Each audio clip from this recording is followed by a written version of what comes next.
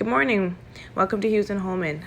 Thought today we can walk through the garden. It's March 2022 and everything is not quite awake yet. My garden beds are still asleep or put to rest right now. You see there, that's one of the newer beds that my husband built for me last year. It's a really nice space. We had the corn and the peppers there, and also some spaghetti squash that trellis up the side of the garage. There's another space my husband built. We had peas and cucumbers growing out of that space. Got that from Tractor Supply. This is a rose bush that we got from Home Depot, and an identical bed right adjacent to that, and that had the potatoes and cabbage in those two beds there. On this side, we did have some containers that we just sat on the stumps. Another rose bush that I'm excited to see come back this year. We have our newest grapevine that we have on this arbor that, again, my husband built for me, and two hanging planter pots on either side of that. There's nothing planted in that one as of yet, but we will be adding something to there this year. Here you'll see more of the garden bed that's to sleep. We did a lot of different vegetables. I think eggplant was there, celery. We had some cantaloupe over there and some tomatoes. And then we also had tomatoes in that bed as well. You see the post there where we had to trellis up the tomato plants. And then we created a larger post up there for, again, the tomato plants. We did the, I think it's called like the string method, where you keep the tomatoes pretty low and lean. So we tried that. Wasn't a huge fan of that. I think I may not do that this year. I may let them bush out a bit. I felt like we got a smaller production that way. Here we had some watermelon, again, some more eggplant, and we had zucchinis inside the bed. Right there we had some strawberries as well. And that's the eggplant the asparagus that I had to transplant so I can move it somewhere else in the garden. This is another smaller garden bed that my husband built for me. I'm going to change it out right now. It has the herbs in there. I think I'm not a fan of the herbs being so far from the house. I think I may change that and put maybe the strawberries in that bed.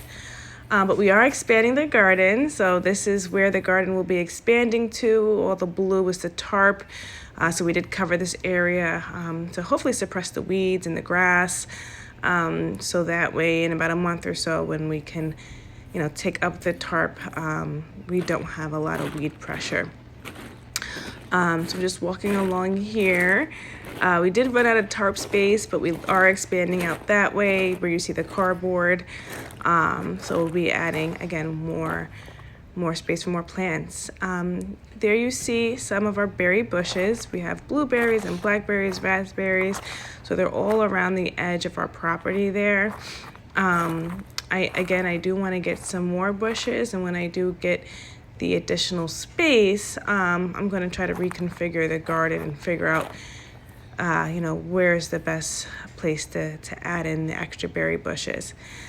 We do get some shading because we do have a lot of trees in our yard, so things to think about.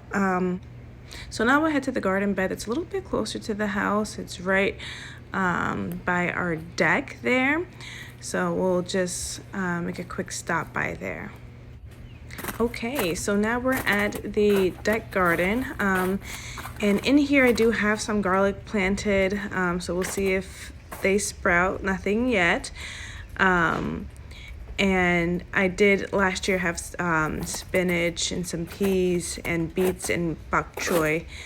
In this bed I had planted also some elephant garlic back in November, so we'll see if that comes up. Here we have some kale that I did just leave in. It's still green, which is surprising. Made it through the New York winter. And you see the hole where my dog got into. So that's why we have this fence here to keep him out of this garden bed.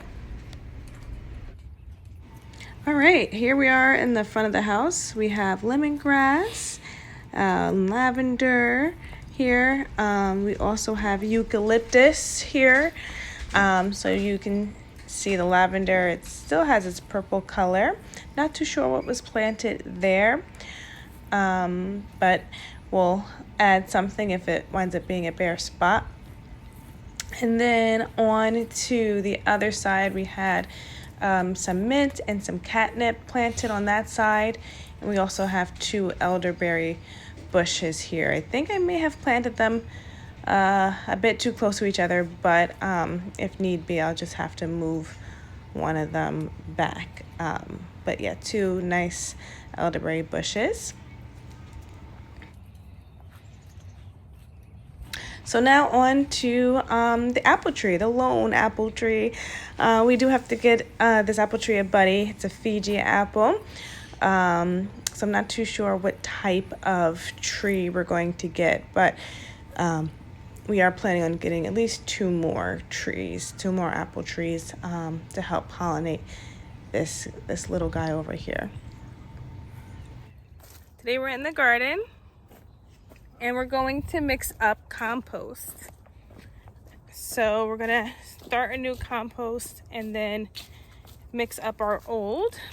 So that way we can have it for this growing season. All right, so we have our compost pile here that still has honestly a good amount of stuff that's not broken down. Gonna take a look at it, open it up, and see if there's more items that are broken down, and then maybe separate them out and add in more compost stuff.